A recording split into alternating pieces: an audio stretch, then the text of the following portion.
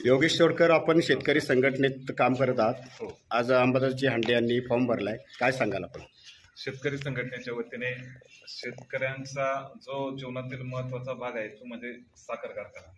कारण आपण पाहतो तरकारीचे भाव कमी अधिक होत असतात, खात्रीशीर उत्पन्न म्हणून ऊस शेतीकडे पाहिलं जातं आणि जुन्नर तालुका हा संपूर्ण कृषीवर आधारित असल्यामुळं शेतकऱ्याचा एक प्रमुख उत्पन्नाचा भाग म्हणून आपण ऊस उत्पादक शेतकरी आहे.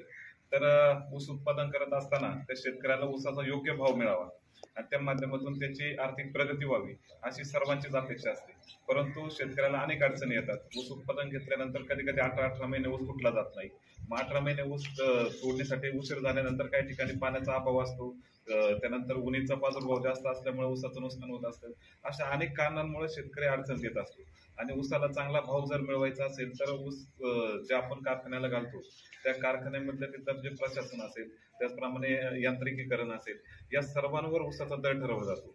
म्हणून एक प्रशस्त त्याचप्रमाणे अतिशय सुसज्ज असं प्रशासन त्या ठिकाणी असणं गरजेचं आहे. म्हणून संचालक मंडळाच्या माध्यमातून आम्ही शेतकऱ्यांच्या वतीने, शेतकरी संघटनेच्या वतीने या साखर कारखान्याच्या निवडणुकीमध्ये या ठिकाणी सहभाग घेतला आहे. निश्चितपणे जर उद्या शेतकरी संघटनेची सत्ता या साखर कारखान्यावर आली तर शेतकऱ्याला अधिकाधिक ऊसाला भाव कसा देता येईल या दृष्टीने आम्ही त्या ठिकाणी प्रयत्न करू. साखर कारखाना अतिशय चांगल्या प्रकारे चालवण्याच्या दृष्टीने जे काही त्या ठिकाणी गरज असेल त्या माध्यमातून काम करून शेतकऱ्यांच्या जीवनात आनंद फुलवण्याचं काम शेतकरी संघटना करेल. आणि आमच्या शेतकरी संघटनेचे नेते माननीय अंबादासजी हांडे साहेब, त्याचप्रमाणे संजयजी भुजबळ साहेब या ठिकाणी आहेत. सर्वच शेतकरी संघटनेचे पदाधिकारी या ठिकाणी उपस्थित आहेत. अंबादासजी हांडे यांचा आम्ही आता उमेदवारी अर्ज या ठिकाणी दाखल केला आहे. उद्या आणि परवा आम्ही सर्व अर्ज या ठिकाणी दाखल करू आणि ह्या निवडणुकीला शेतकऱ्यांच्या ऊस उत्पादक जे शेतकरी असतील सभासद यांच्या समोर निवडणुकीला अतिशय ताकदीने आम्ही उतरणार आहोत आणि ऊस उत्पादक शेतकरी सभासद निश्चितपणे शेतकरी संघटनेबरोबर राहतील आणि साखर कारखान्यामध्ये शेतकरी संघटनेची सत्ता येईल याबाबत आम्हाला कुठलीही शंका नाही. भुजबळ साहेब, आपण शेतकरी संघटनेचे अध्यक्ष आहात. आज अंबादास हांडे यांनी विघ्नर सहकारी साखर कारखाना संचालक मंडळासाठी फॉर्म भरलाय, काय सांगाल आपण? खरं तर लोकशाहीचा उत्सव विघ्नर सहकारी साखर कारखान्याची पंचवार्षिक निवडणूक आता आपल्या पुढ्यात ठाकलेली आहे.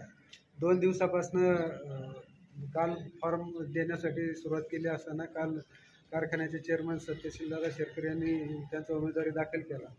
तसेच त्या अनुषंगाने आपण शेतकरी प्रातिनिधिक स्वरूपामध्ये शेतकऱ्यांच्या वतीने या ठिकाणी आपले जिल्हा संघटक सन्मान्य अंबादासजी हांडे आज यांचा अर्ज दाखल करण्यासाठी या ठिकाणी उपस्थित झालेला आहोत.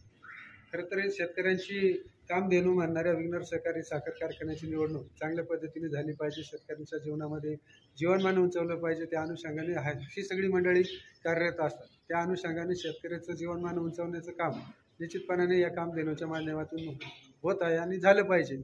त्या अनुषंगाने ह्या निवडणुकीमध्ये आपण चांगल्या पद्धतीने सहभाग घ्यावा आणि आपला निवडणुकीचा हक्क आणि उमेदवारी आपण जास्तीत जास्त संख्येने उपस्थित फॉर्म भरून आपला हा उत्सव साजरा करण्यासाठी प्रयत्न करावेत अशी माझी विनंती आहे सर्वांना.